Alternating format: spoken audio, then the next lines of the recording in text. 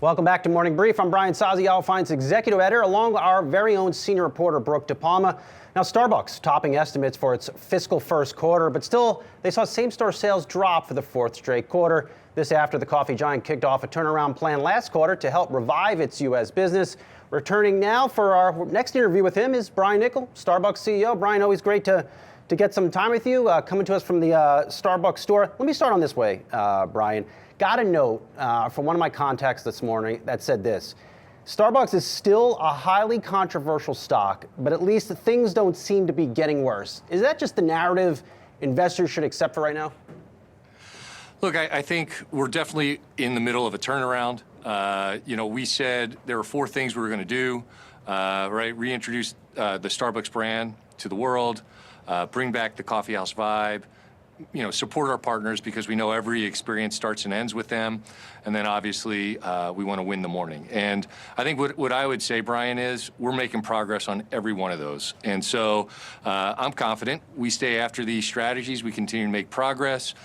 We will get the results that Starbucks should earn. And, I think most importantly, our partners and our customers will be exactly where they want to be, which I think is going to be in our stores, having a cup of coffee, and you might have even heard me talk about this, have a little mug hug going on for us. So that's dope. Mug hug. We'll take that offline, Brian. So let me on the earnings call, I did see green shoots.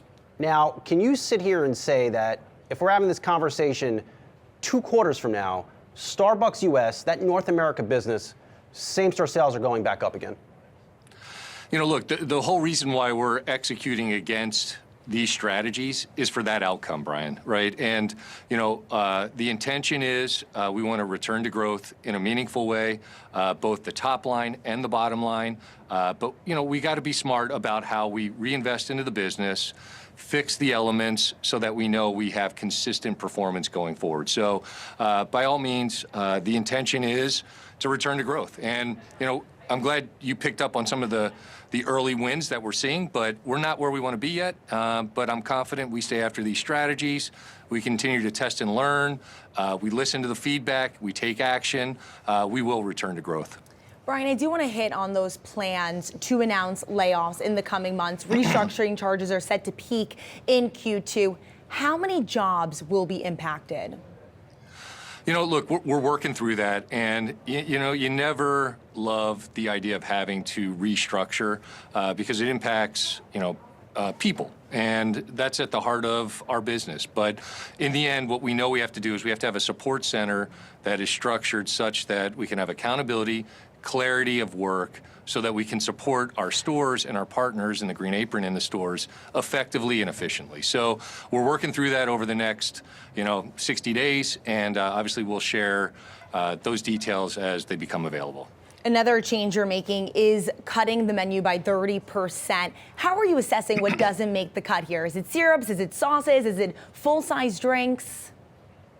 Yeah, look, it's a little bit of everything, is how I would describe it. And really what we focused on is what are the items that are not, frankly, selling a lot every day. And they get in the way of us selling the things that our customers really want and what our baristas really want to make. And so we have to clear the noise out, both in food and beverage, and then that opens the door then for, I think, better innovation that will hopefully resonate even more so for our customers, and then also give our baristas the ability to really demonstrate their craft, give them the time to connect with our customers, and really kind of do their thing. And so I've committed to getting rid of the noise, and that's what we're going to do.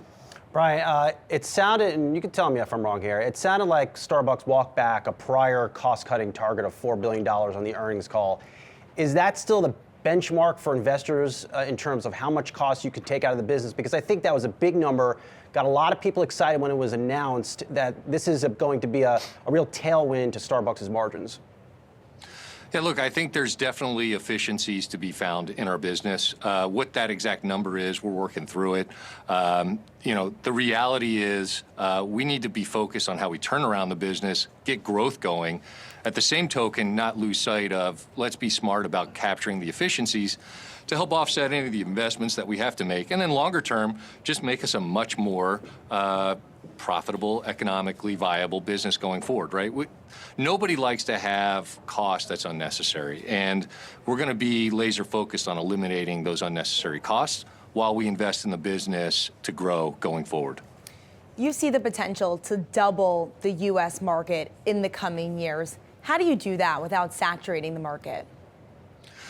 Yeah, look, the good news is I've seen lots of markets where Starbucks is still underpenetrated. And, you know, there are great examples, whether it's like in a Texas or in the Southeast, where we just have tremendous opportunity to continue building the Starbucks business, both physically and then obviously in customers' hearts and minds.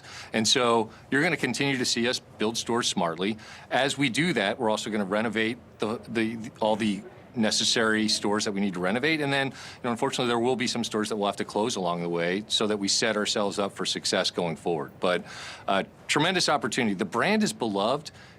And when we get things right, I think people are going to come back to, you know, the Starbucks experience that they've always wanted and continue to really desire.